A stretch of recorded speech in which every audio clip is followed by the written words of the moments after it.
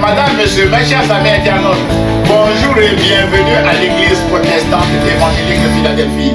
Ici votre bien-aimé, pasteur Célestin Zouga. Je suis toujours dans la joie de partager la parole de Dieu avec vous, mes chers amis internautes. Nous sommes toujours dans notre série de messages que j'ai intitulée « À l'école de Dieu ». Et le titre de notre message d'aujourd'hui est « Parlez à votre montagne ». Mes chers amis, les montagnes sont des obstacles, des maladies et des difficultés de tout genre qui nous font souffrir tous les jours. Mais la bonne nouvelle est qu'il y a une puissance inégalable dans la parole de Jésus. En effet, Jésus a fait beaucoup de miracles dans la vie de ses contemporains en parlant à des esprits impurs qui les tourmentaient et les rendaient malades, en parlant à la nature, en parlant à un figuier, en parlant au vent, en parlant à la tempête, en parlant à la mer, en parlant aux démons et à toute sa créature. Et sa créature lui obéissait, mes bien-aimés dans le Seigneur. C'est pourquoi, aujourd'hui, à l'école de Dieu, nous allons apprendre à parler à nos montagnes, à proclamer des paroles positives ou des paroles de vie dans nos vies et dans la vie de nos enfants, comme Jésus nous l'a enseigné, mes bien-aimés dans le Seigneur, dans les Saintes Écritures. Frères et sœurs, notre verset du jour est dans Marc chapitre 11, verset 23, où Jésus a dit que « Je vous le dis, en vérité, si quelqu'un dit à cette montagne, retire-toi de là et jette-toi dans la mer, et s'il ne doute pas dans son cœur, mais croit que ce qu'il dit arrive, alors il le verra s'accomplir. » Mes chers amis internautes, frères et sœurs, c'est par la parole, mes bien-aimés, que Dieu a créé le monde. La Bible déclare en Genèse chapitre 1er verset 1 à 3 que au commencement, Dieu créa le ciel et la terre. La terre n'était qu'un chaos et vide. On souligne chaos et vide. Il y avait des ténèbres à la surface de l'abîme et l'Esprit de Dieu planait au-dessus de l'eau. Dieu dit que la lumière soit et la lumière fut. Voilà la puissance de la parole de Dieu. L'apôtre Jean nous présente Jésus dans son prologue comme étant cette parole,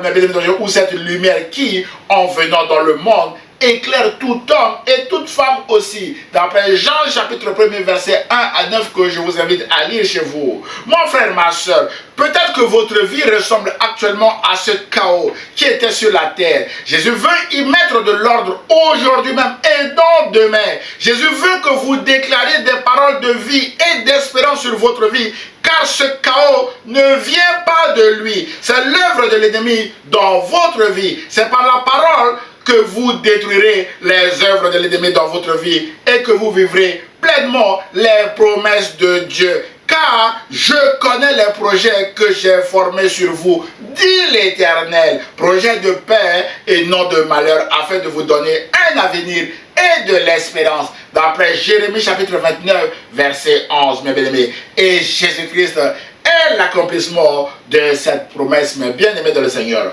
Mon frère, ma soeur, pour vous aider à vivre selon les promesses de Dieu, Jésus a dit en Marc chapitre 11, verset 23 que « Je vous le dis, en vérité, si quelqu'un dit à cette montagne, retire-toi de là et jette-toi dans la mer, et s'il ne doute pas dans son cœur, mais croit que ce qu'il dit arrive, il le verra s'accomplir, mes bien-aimés. » Mon frère, ma soeur, si quelqu'un dit à cette montagne, veut aussi dire que si quelqu'un parle à cette maladie, si quelqu'un parle à cet esprit de célibat involontaire, si quelqu'un parle à ce démon, si quelqu'un parle à cet esprit de chômage, si quelqu'un parle à cet esprit de blocage, si quelqu'un parle à ce vent ou à ce ouragan, si quelqu'un déclare des paroles positives et s'il ne doute pas dans son cœur, mais croit que ce qu'il dit arrive, alors il le verra s'accomplir, déclare Jésus, mes bien-aimés dans le Seigneur, parce que la mort et la vie sont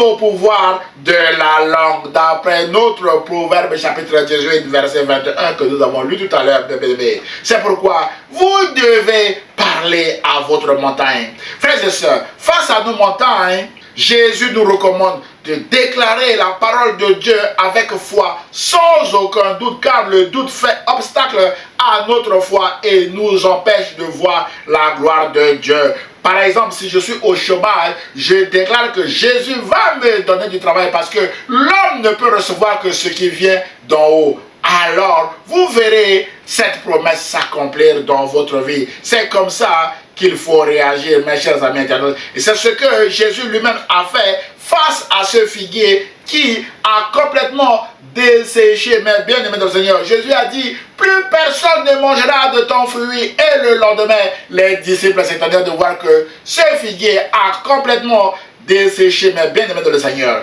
Mes chers amis, il y a une puissance dans les paroles de Jésus. Ce que Jésus bénit, personne ne peut maudire. Et ce que Jésus maudit, personne ne peut bénir, mais bien aimé dans le Seigneur. C'est pourquoi ce figuier est desséché suite à la parole de Jésus, mes chers amis internautes.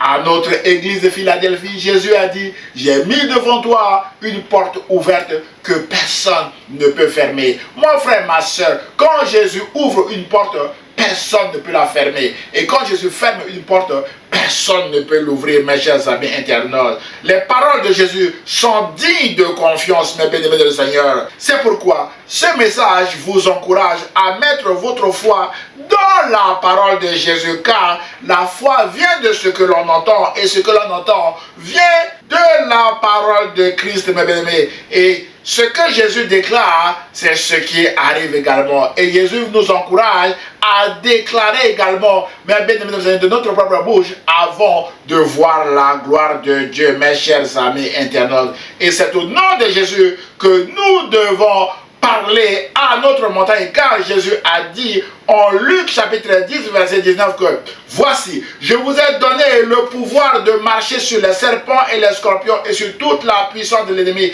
et rien ne pourra vous nuire. Mon frère, ma soeur, vous avez reçu le pouvoir et l'autorité, mes bénédicts du Seigneur. Ce pouvoir vient de Jésus. C'est pourquoi vous devez l'exercer avec foi et sans douter, car Jacques a dit, celui qui doute est semblable au flot de la mer, agité par le vent et poussé de côté et d'autre, qu'un tel homme ne s'imagine pas qu'il recevra quelque chose du Seigneur. Waouh! D'après Jacques chapitre 1er verset 6, mes bien-aimés de le Seigneur. Et l'auteur de l'Épître aux Hébreux, quant à lui, mes bien-aimés de le Seigneur, nous dit que la foi est une ferme assurance des choses qu'on espère, une démonstration des choses qu'on ne voit pas. Et il précise au verset 6 que sans la foi, il est impossible d'être agréable à Dieu, car il faut que celui qui s'approche de Dieu croit que Dieu existe et qu'il est le rémunérateur de ceux qui le cherchent. D'après Hébreux chapitre 11, verset 1, mes bien-aimés, et 6, mes chers amis internautes. Mon frère, ma soeur, la foi, c'est croire avant de voir la gloire de Dieu. Et la vue s'oppose à la foi. C'est pourquoi l'apôtre Paul nous recommande en 2 Corinthiens chapitre 5, verset 7 que marchez par la foi et non par la vue. Mon frère, ma soeur, la vue peut vous faire peur et vous allez capituler, mes bien-aimés Seigneur, devant cette montagne. C'est pourquoi vous devez parler à cette montagne par la foi et marcher par la foi et non par la vue. C'est le même message de Jésus dans notre récit du jour, mes bien-aimés Seigneur. Alors que les disciples de Jésus s'étonnaient encore de voir le figuier maudit par Jésus et desséché, Jésus leur a dit, ayez foi en Dieu, je vous le dis en vérité. Si quelqu'un dit à cette montagne, retire-toi de là et jette-toi dans la mer, et s'il ne doute pas dans son cœur, mais croit que ce qu'il dit arrive, il le verra s'accomplir. Et Jésus complète en disant, c'est pourquoi, je vous le dis, tout ce que vous demanderez en priant, en souligne en priant, croyez que vous l'avez reçu et cela vous sera accordé. Jésus nous recommande de prier face à nos montagnes. Autrement dit, c'est par la prière que nos montagnes seront déplacées. Mais bien aimés, ce ne sera pas par notre intelligence, mais ce sera par le Saint-Esprit. Mais bien aimés, la prière ouvrira la porte au Saint-Esprit, mais bien aimés de le Seigneur, de travailler dans nos vies et de déplacer ces montagnes, mes bien aimés.